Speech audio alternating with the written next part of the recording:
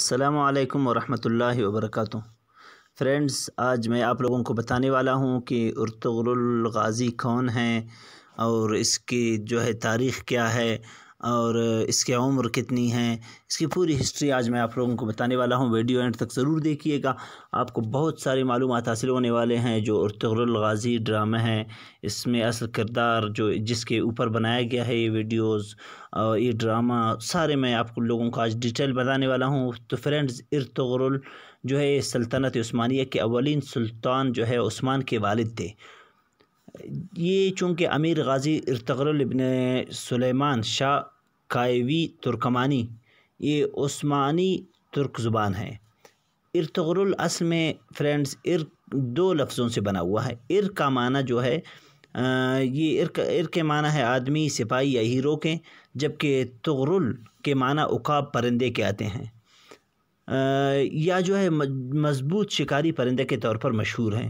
یوں ارطغرل کے معنی عقابی شخص، عقابی سپاہی یا شکاری ہیرو وغیرہ کے ہوں گے۔ ارطغرل غازی 1280 میں فوت ہوئے تھے۔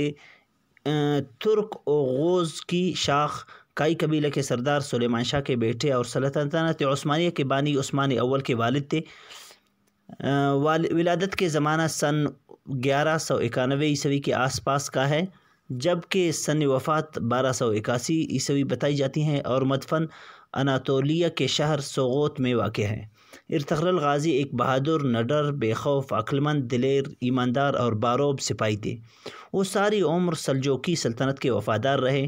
سلطان علاء الدین کے بعد نے ارطغرل کی خدمات سے متاثر ہو کر ان کو سوغوت اور ان کے نواح میں واقع دوسرے شہر بطور جاگیر عطا کیے اور ساتھ ہی سردار اعلیٰ کا عہدہ بھی دیا۔ اس کے بعد آس پاس کے تمام ترک قبائل ان کے ماتحت آ گئے۔ تو فرینڈز، معتبر تاریخی حوالوں سے معلوم ہوتا ہے کہ ارطغرل کا تعلق غز ترک قبائل کے شاخ کائی قبیلہ سے تھا اور ان کے خاندان بیگ یعنی سردار کہلاتا تھا۔ یہ قبیلہ عقدتاً اہل سنت والجماعت سے منسلک اور مسلکاً حنفی تھا۔ تاریخ کی کتابوں میں ارطغرل کی زندگی کے احوال اور ان کے سرگرمیوں میں سے متعلق پختہ معلومات نہیں ملتی، البتہ ان کے بیٹے عثمان اول کے ڈالے ہوئے سکوں سے تاریخی طور پر ان کے وجود کی تصدیق ہوتی ہے۔ ان سکوں میں عثمان اول نے اپنے والد کا نام ارطغرل ضرب کروایا تھا۔ تاہم مجموعہ دستاویزات عثمانی کے مطابق ارطغرل ترکمانی شاہ سلیمان شاہ کے فرزند اور کائی قبیلہ کے سردار تھے، جو تمام ترک قبائل کو منگولوں اور صلیبیوں کے خلاف اکٹھا کرنے کے لیے بازنطینی سرحدوں کی طرف کوچ کر گئے۔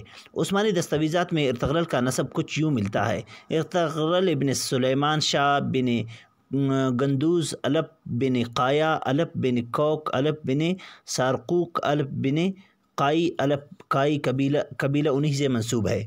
عثمانی روایت کے مطابق ارطغرل اپنے والد سلیمان شاہ کے وفات کے بعد اپنے رفقا کو لے کر سلاجقہ روم کے پاس گئے اور ان سے زمین کا مطالبہ کیا، چنانچہ انہوں نے سوغوت یعنی ترکی کی زمین ارطغرل کے حوالے کر دی، جو اس زمانے میں بازنطینی سلطنت کے سرحد پر واقع تھا، اور ارطغرل کو اس کا سردار بھی مقرر کر دیا۔ بعد ازاں اس سرزمین پر کچھ ایسے واقعات پیش آئے جو آگے چل کر سلطنت عثمانیہ کی بنیاد کا سبب بنے۔ اسلام کی بلندی کی خاطر ارطغرل اور دیگر عثمانی سلاطین کی مجاہدانہ سرگرمیوں کی بنا پر عموماً ان کے ناموں کے ساتھ غازی کا لقب لگایا جاتا ہے۔ ارطغرل غازی عمر بھر سلجوقی سلطنت کے وفادار رہے، لیکن ان کی زندگی کے آخری ایام میں سلجوقی سلطنت اپنے آخری سانسیں لے رہی تھی اور منگول سلطنت نے پورے اناطولیہ موجودہ ترکی پر قبضہ کر لیا تھا، جو ان کے لیے سخت تشویش کا باعث تھا، اور ان کی آرزو تھی کہ ایک عظیم اسلامی سلطنت کا قیام عمل میں آئے۔ چنانچہ ارطغرل کے سب سے چھوٹے بیٹے غازی عثمان اول نے ان کا یہ خواب پورا کیا اور ایک عظیم الشان سلطنت عثمانیہ کی بنیاد رکھی۔ جو کارنامہ ارطغرل غازی نے سرانجام دیے، شاید ہی کسی دوسرے مسلم سپہ سالار نے سرانجام دیے ہوں۔ ان کے وفات کے وقت ارطغرل غازی ان کی عمر 90 سال سے زیادہ تھی۔ سوغوت شہر میں مدفون ہو گئے۔ ان کی درست تاریخ وفات مورخین میں اختلاف ہے۔ مشہور ہے کہ ارطغرل غازی کی وفات کائی قبیلے کے سردار اپنے بیٹے عثمان اول کے سپرد کرنے کے بعد سوغوت شہر میں 1281 یا 1282 میں ہوئی۔ بعض دوسرے ذرائع سے پتہ چلتا ہے کہ ان کی وفات 1288 یا 1289 میں ہوئی۔ امید ہے کہ آپ کو ویڈیو پسند آئی ہوگی۔ ویڈیو پسند آنے کی صورت میں ہمارے چینل کو سبسکرائب کیجیے، ساتھ میں بیل آئیکن کو دبا کر آل پہ کلک کیجیے تاکہ ہمارے ہر نئے آنے والے ویڈیو کا نوٹیفیکیشن آپ تک پہنچ سکے۔